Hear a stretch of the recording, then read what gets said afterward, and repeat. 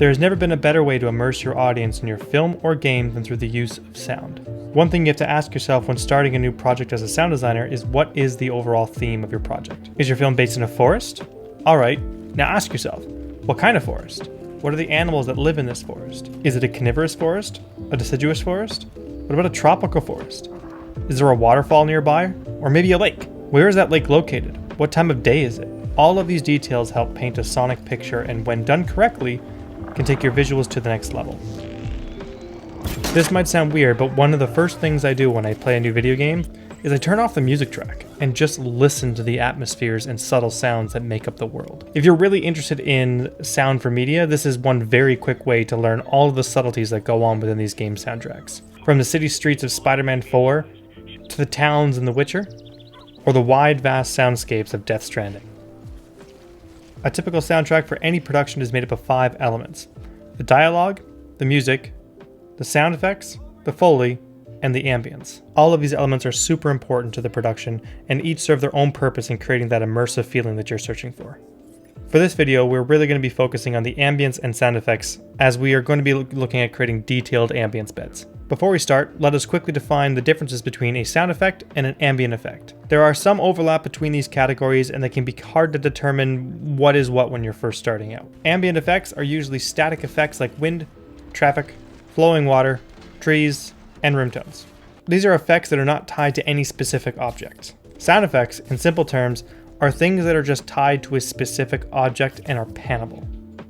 Car horns are specific tree branches, a specific car driving by, birds, dogs, feet moving, etc. These effects usually get louder when you get closer to the object, whereas ambient sound effects, in most cases, stay the same no matter where you are in the world.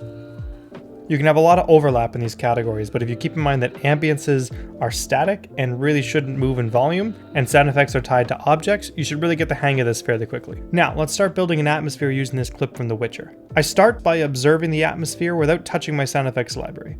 I try to imagine what the atmosphere would sound like, making mental notes of what I want to hear, and usually ask myself the following questions. What time of day is it? What obvious sound should I put?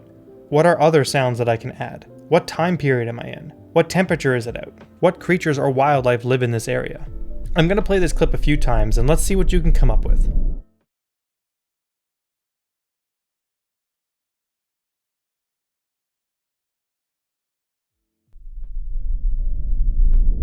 Alright, let us start with the obvious sounds. We have a guy hammering away at an anvil just to the right. We also have what looks to be a warm summer day in a postmodern world. I can see some trees moving, so we can add some wind, maybe even some birds, but in my mind this looks like someone's private property secluded away from everyone, so let's start by getting these sounds in layer by layer. I first start with the Bee Gees. I usually work in 5/1 as it's really easy to down mix than it is to up mix. So I start by filling out the stereo channels with some wind and distant insects, and even some soft birds.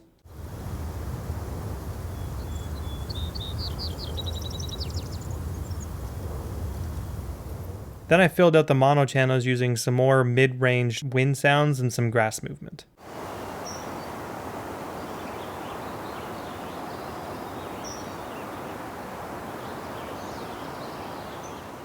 Then finally for the surrounds, I added a very static mid-range wind and just some grass movement. Just something so that I fill out the surrounds a little bit.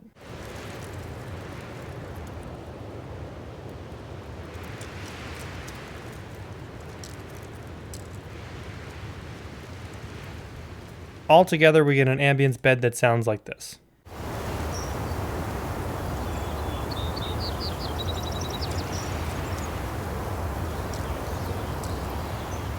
Pretty good, but let's now move on to the sound effects. The most obvious thing to add was that guy hammering away at the anvil. He's a little further away, so let's slap him in there, add some reverb, push him back, move him to the right, and take a few other high frequencies out. Guy, done. The next thing I wanted to do is focus on the tree in the very far left.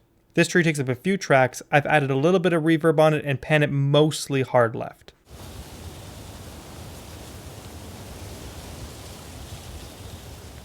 I also went ahead and added the little bit of gust of wind that it comes in through, so that can be found on these tracks. This here just includes the leaves and the branches.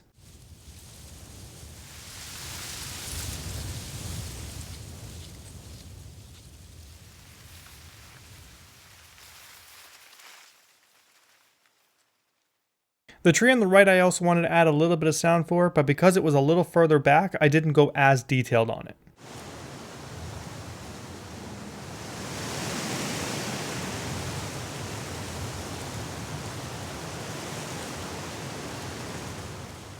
With all these sounded, there were still a few things missing. And one of the big things was a low wind roar that shakes the tree. So I added this as a stereo effect and heavily automated the volume.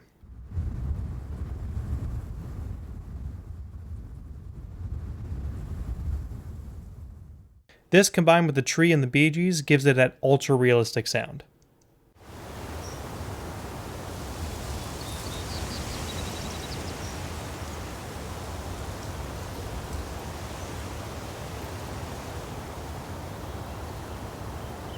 Now that I was happy with the direct sound, it was time to add some more fun stuff to make the ambience really come to life. I started by adding a stereo generic bird track with different birds and added a single crow panned to the right.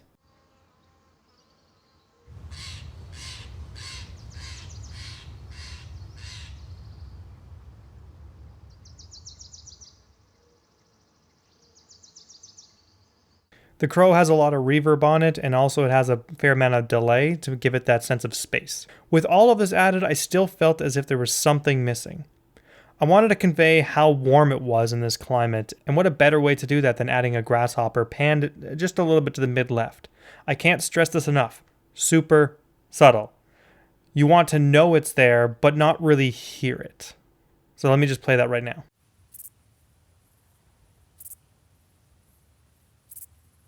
So let's listen to this uninterrupted 15 seconds of ambience.